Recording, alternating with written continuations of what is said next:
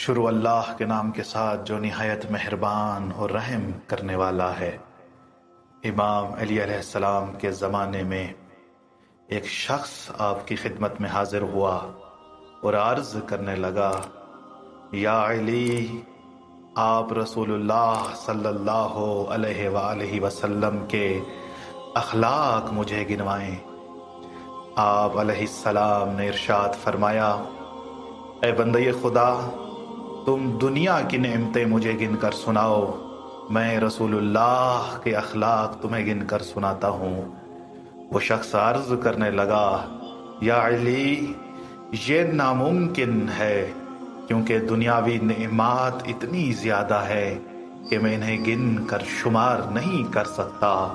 اس لیے کہ اللہ کا فرمان ہے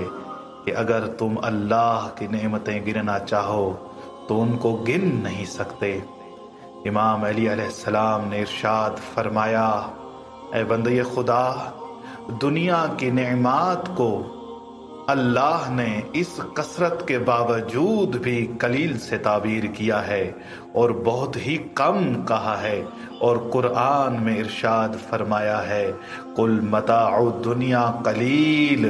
کہہ دو کہ دنیا کا مال بہت ہی کم ہے۔ اور رسول اللہ کے اخلاق کے متعلق اللہ نے ارشاد فرمایا ہے، وَإِنَّكَ لَعَلَىٰ خُلُقٍ عَظِيمٍ، بے شک آپ اخلاق کے بلند مرتبے پر فائز ہیں۔ اے اللہ کے بندے، رسول اللہ صلی اللہ علیہ وآلہ وسلم کے اخلاق کے متعلق تم یہی سن لو کہ انبیاء کے تمام اخلاق کی تکمیل رسول اللہ صلی اللہ علیہ وآلہ وسلم کے ذریعے سے ہوئی۔ رسول اللہ صلی اللہ علیہ وآلہ وسلم سے پہلے جتنے بھی نبی آئے وہ ایک ایک اعلیٰ اخلاق کا نمونہ تھے، لیکن رسول اللہ صلی اللہ علیہ وآلہ وسلم تمام کے تمام اعلیٰ اخلاق کا